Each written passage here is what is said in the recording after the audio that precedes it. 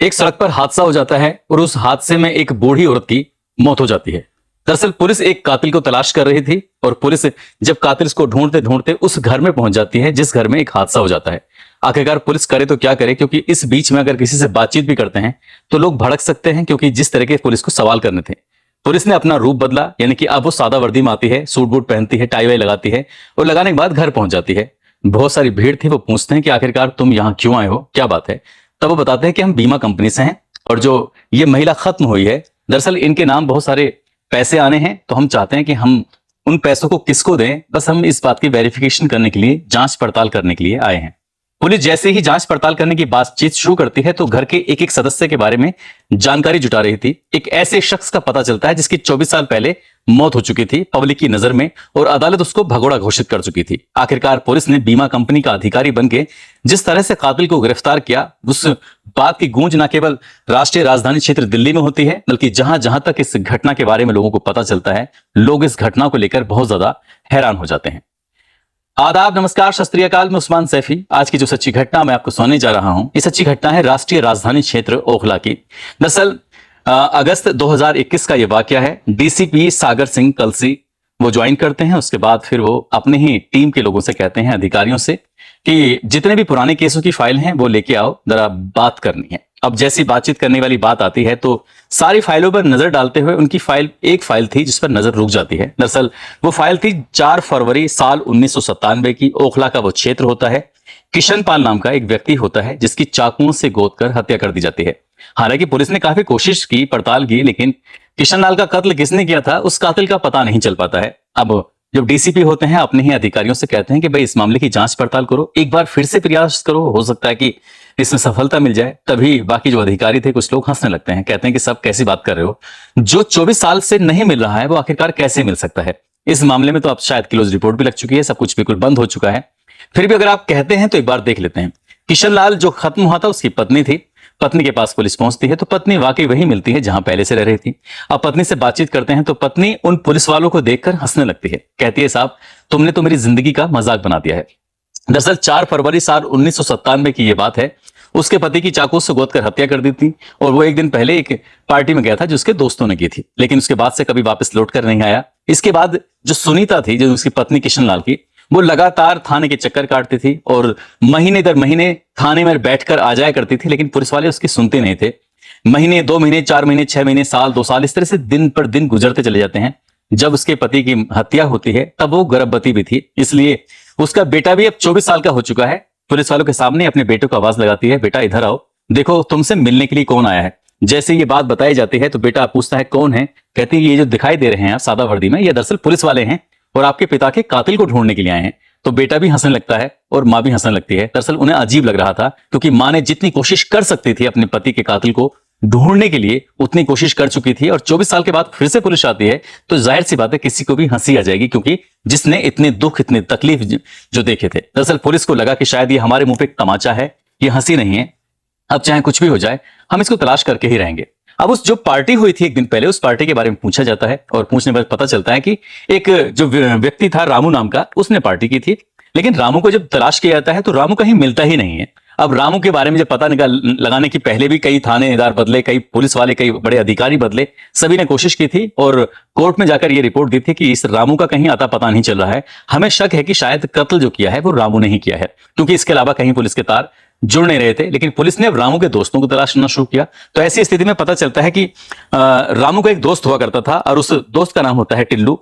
अब पुलिस टिल्लू के पास जाती है, टिल्लू से बातचीत करती है तो टिल्लू कहता है कि साहब मुझे इस केस के बारे में कुछ जानकारी नहीं है। लेकिन पुलिस ने अब टिल्लू के साथ अपनी तरह से, जो एक पुलिस का तरीका होता है बातचीत करने का, क्योंकि पुलिस को लग रहा था कि हमारी जो बेइज्जती पिछले 2-3 दिन में हुई है, इससे पहले शायद इतनी बेइज्जती नहीं हुई है, इसलिए उन्होंने टिल्लू से सख्ती से पूछताछ करने की कोशिश की। टिल्लू से कहा कि जितने भी जानकारी तुम्हारे पास है, जितनी भी हो सकता है बता दो, नहीं तो ऐसा ना हो कि तुम्हें इस लाखों के पीछे भेजना पड़े। टिल्लू से बातचीत की जाती है। टिल्लू को 24 साल पुरानी वो बात याद आती है। कहता है कि साहब उस वक्त मैं कह सकता हूं कि हो सकता है कि यह कत्ल रामू ने ही किया हो, लेकिन इससे ज्यादा मुझे कोई जानकारी नहीं है। अब रामू कहां रहता है इसकी भी मुझे कोई जानकारी नहीं है, लेकिन हाँ एक जानकारी मेरे पास जरूर है। रामू का एक भाई जो कि दिल्ली के तुगलकाबाद में रहता है, उस तुगलकाबाद में एक मकान की खरीद फरोख्त करने के बाद ही मेरी कुछ जानकारी उससे बढ़ी थी, इसलिए मैं सिर्फ उसके बारे में तो जानता हूं, इससे ज्यादा कुछ नहीं जानता। पुलिस के लिए एक उम्मीद की किरण थी, जिससे भूसे के ढेर में एक सुई को तलाशने जैसी स्थिति थी। आखिरकार पुलिस तुगलकाबाद जाती है और जैसे ही वहां पहुंचती है, वहां जाकर देखते तो काफी भीड़ जमा हो रही थी। पुलिस ने जब पता किया तो पता चलता है कि जो रामू है उसकी मां का इंतकाल हो चुका है, जो सड़क हादसे में मारी जा चुकी है। इसलिए पुलिस उस दिन तो कुछ कहती नहीं है और चुपचाप वहां से चली जाती है। 2-4 दिन के बाद पुलिस वाले फिर अब भेष बदल के जाते हैं और भेष बदल के जाने के बाद कोट पैंट सूट बूट पहन के जाते हैं, टाई वाई लगा के बड़े स्मार्ट से बनकर वहां जाकर फिर एक रामू का जो भाई होता है उससे पूछताछ की जाती है। उससे कहा जाता है कि अगर तुम्हें कोई एतराज ना हो तो हम एक बात करना चाहते हैं। दरअसल तुम्हारी जो मां के नाम एक बीमा होता है, पॉलिसी होती है, और उस पॉलिसी का लाभ सिर्फ तभी मिल सकता है जब परिवार की बाकी लोगों की जानकारी मिल जाए। अब जैसे जैसे पुलिस वालों ने बातचीत करने की कोशिश की तो उसने अपने परिवार के हर एक सदस्य के बारे में, एक एक व्यक्ति के बारे में जानकारी देना शुरू कर दिया। पुलिस का सिर्फ एक ही मकसद था कि रामू के बारे में जानकारी मिल जाए।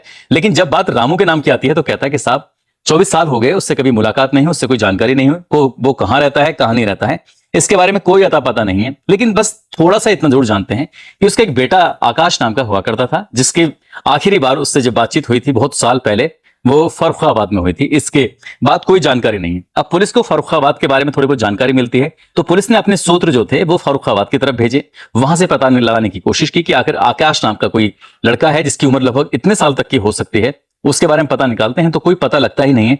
अब पुलिस वालों ने फर्रुखाबाद और आकाश ये दोनों लिंकअप करते हुए फेसबुक पर तलाशना शुरू कर दिया। अब तलाश आकाश नाम की बहुत सारी आइडिया मिलती हैं, लेकिन पुलिस ने कुछ आइडिया में से आइडिया छांटी और छांटते छांटते पता चलता है कि एक लिंक लखनऊ से भी मिल रहा है और साथ ही फर्रुखाबाद से भी उसका लिंक होता है। तो लखनऊ के कपूरथला में एक रहने वाला आकाश नाम का लड़का, पुलिस वहां तक पहुंचती है। जब पुलिस आखिरकार उसे तलाशते तलाशते पहुंच जाती है, क्योंकि फर्रुखाबाद से ही उसको मोबाइल नंबर मिलता है और उस मोबाइल नंबर के आधार पर ही पुलिस वहां तक पहुंच जाती है। आकाश से बातचीत हो रही थी, आकाश से पूछा जाता है और बात बताई जाती है कि तुम्हारी जो दादी का इंतकाल हो चुका है, उनकी जो मौत हो चुकी है, उसके बदले में कुछ आपको इंश्योरेंस के, कुछ बीमे के पैसे मिलेंगे। इसके लिए जानकारी जुटा रहे थे, कहीं ऐसा ना हो कि सारे के सारे पैसे तुम्हारे चाचा रख लें। जब बात आकाश तक पहुंचती है तो आकाश से पूछा जाता है कि तुम्हारे पिता का नाम क्या है, उनके बारे में भी जानकारी हम जुटाना चाह रहे थे। उसने कहा कि मेरे पिता का नाम अशोक यादव है, लेकिन मैं पिछले कई साल से अपने पिता से मिला नहीं हूं। मैंने अपने पिता को आखिरी बार लखनऊ का ही एक इलाका लगता है उस इलाके में देखा था। दरअसल उस इलाके में जो जानकीपुरम इलाका है वहां देखा था। इससे ज्यादा मुझे कोई जानकारी नहीं है। हाँ, इतना जरूर बता सकता हूं कि वो ई रिक्शा चलाया करते थे। अब यहां से आकाश के माध्यम से उसके पिता अशोक, जो उसका पिता जो होता है आकाश का रामू, उसकी एक आईडी मिलती है, उसकी जानकारी मिलती है। लेकिन वो रामू नहीं बता रहा था। उसने कहा कि मेरे पिता का नाम रामू नहीं है, बल्कि मेरे पिता का नाम अशोक यादव है। अब जब पुलिस को तलाश थी रामू की, ये बात कर रहा है अशोक यादव की, तो पुलिस थोड़ा परेशान हो जाती है। लेकिन पुलिस सोचती थी ठीक है, आखिर इससे अशोक यादव से मुलाकात करते हैं। अब पुलिस वाले उसके पास पहुंचते हैं। तो अब बेटे को तो बताया था कि हम बीमा कंपनी से आए, वो ई रिक्शा चलाया करता था, तो उसके पास पहुंचते हैं ई रिक्शा कंपनी से। कहते हैं कि हम एक बड़ा बिजनेस व्यापार करना चाहते हैं और एक ऐसे व्यक्ति के साथ करना चाहते हैं जो ई रिक्शे के बारे में बहुत सारी बारीकियां जानता हो। जैसे ही अशोक यादव ने बात सुनी, उसकी भी एकदम आंखें खुल जाती हैं। उसे लगता है कि शायद उसकी किस्मत बदलने वाली है और वो तैयार भी हो जाता है। अब बातचीत का सिलसिला चल रहा था। उससे आईडी प्रूफ वगैरह जब मांगे जाते हैं, बैंक की डिटेल मांगी जाती है, तो वो अशोक यादव के नाम से ही दिखा रहा था, यानी कि रामू नाम का कहीं कोई जिक्र नहीं था। पुलिस उम्मीद हार चुकी थी। ये 14 सितंबर 2022 का ये वाकया है, ये जो मिल जाता है। अब आखिरकार पुलिस को इतने लंबे अरसे के बाद ये सफलता मिल जाती है। तब पुलिस के पास एक उम्मीद बचती है, वो थी किशन लाल की पत्नी सुनीता, क्योंकि वही पहचान कर सकती थी कि ये वही है कि नहीं है। क्योंकि उस व्यक्ति का, जिसका नाम रामू होता है, उसका घर आना जाना था, बहुत सारी बातें होती थी। तो उन्होंने कहा कि तुम्हारे पास बहुत कम वक्त है सुनीता, अगर तुम लखनऊ आ जाओ तो कम से कम एक बार इस व्यक्ति को देख लो और देखकर बता दो। अगर ये वही व्यक्ति है जिसकी हम तलाश कर रहे हैं तो ठीक है, नहीं तो कोई बात नहीं है। आखिरकार सुनीता अपने बेटे के साथ लखनऊ पहुंचती है और जाकर अशोक यादव को जब देखती है तो देखते ही रह जाती है और बेहोश होकर जमीन पर गिर जाती है। उसे होश में लाया जाता है। जब होश में लाया जाता है तो सबसे पहले वो पूछती है कि तुमने मेरे पति को क्यों मारा। दरअसल पुलिस को जिसकी तलाश थी, जो अशोक यादव के नाम से घूम रहा था, दरअसल वो असली उसका नाम रामू ही होता है। उसने अपनी सारी पहचान, अपनी जो भी कुछ आइडेंटिटी, सब कुछ उसने बदल दिया था। अपने भाई, अपने परिवार, अपनी माँ, किसी से कोई संपर्क नहीं किया था। हाथ तो तब हो जाती है जब अपनी माँ के इंतकाल में भी वो शामिल नहीं होता और वो छुपा हुआ घूम रहा था पब्लिक से। उसने अपनी पत्नी से कहा था कि कभी भी भूलकर मेरा नाम रामू मत लेना, जिससे भी नाम लेना है वो तो अशोक यादव ही नाम लेना है। आखिरकार उससे पूछा जाता है कि तुमने कत्ल क्यों किया था। उसे फिर दिल्ली लाया जाता है और सवाल जब पूछा जा रहा था तो उसने कहा था कि 4 फरवरी साल 1997 की बात है, उसने पार्टी की थी और उसको जानकारी थी कि जो उसका दोस्त है किशन लाल, वो चिट फंड के लिए काम करता है और बहुत सारे पैसे इकट्ठे करता है, और उसके पास एक मौका था कि क्यों ना इन पैसों को लेकर वो भाग जाए। इसलिए चाकुओं से गोद कर उसने अपने दोस्त की हत्या कर दी थी, और वहां से वो भाग जाता है। पैसे की रकम वो ज्यादा होती है, इसलिए जब वहां से भाग जाता है, पुलिस ने उसे हर जगह तलाश करने की कोशिश की, और जब वो मिलता नहीं है, पुलिस हार जाती है, थक जाती है, तब कोर्ट में एक अपील करती है, और अपील करने के बाद कहा जाता है कि वो मिल नहीं रहा है, और पुलिस ने उसको भगोड़ा घोषित कर दिया। परिवार के लोगों ने उसको मृत घोषित कर दिया था, क्योंकि जब किसी से मिल ही नहीं रहा है, बातचीत नहीं हो रही है। इवन बस घर वाले जानते भी थे तो आकाश को जानते थे, जो उसका रामू का बेटा होता है, उसकी पत्नी को जानते थे। उन्हें ये नहीं पता था कि अशोक यादव, उसने अपना नया नाम, नई पहचान, नई जगह, सब कुछ नया कर लिया है। अब वो शहर दर शहर कई जगह भटकता रहता है। आखिर में उसका ठिकाना बनता है जानकीपुरम, लखनऊ, और वहां से जब पुलिस उसे गिरफ्तार करती है तो इस बात की गूंज चारों तरफ फैल जाती है कि पुलिस अगर ईमानदारी से काम करने पाए तो चाहे कितने ही साल हो जाएं, और चाहे कातिल कितना ही शातिर हो, और चाहे वो कितनी जमीन की तह के नीचे घुस जाए, लेकिन पुलिस वाले अगर ईमानदारी से काम करें तो अच्छे कातिल को पकड़ सकते हैं। और उन्होंने ये साबित करके दिखाया कि 24 साल बाद आखिरकार कातिल को पकड़ लिया, वो कातिल जिसका पुनर्जन्म हो चुका था, यानी कि उसका असली नाम रामू था ही नहीं कहीं इतिहास में, अब भविष्य में था तो सिर्फ अशोक कुमार यादव। दोस्तों, इस पूरे घटनाक्रम को सुनाने का उद्देश्य किसी को परेशान करना नहीं है, किसी का दिल दुखाना नहीं है, बल्कि आपको जागरूक करना है, आपको सचेत करना है। आप जाते जाते आज खुर्जा के रहने वाले हैं नईम कुरैशी, और एक कोच हैं दीपक सिंह गुज्जर, आज इनका जन्मदिन है। इनको जन्मदिन की ढेरों सारी शुभकामनाएं, बहुत बहुत मुबारकबाद। साथ ही कुछ लोगों ने नाम लेने की अपील की है, जिसमें ममता भाटी हैं, हेड कांस्टेबल अरविंद कुमार मुजफ्फरनगर से हैं, रजनीश कुमार बलिया से, मोहम्मद मिर्जा नूर गुजरात से हैं, दिलीप कुमार, हिम्मत चौहान, रत्नेश कुमार पासवान, अकील अहमद, गुरप्रीत सिंह, रज्जाक अंसारी, सैयद मोहसिन, आरिफ हुसैन सैफी, यूसुफ अली, मोनू कुमार, सौरभ साहू, मुजम्मिल शेख, राखी सिंह, इन लोगों ने नाम लेने की अपील की थी। आप सब लोग अपना ख्याल रखें, सुरक्षित रहें। जय हिंद, जय भारत।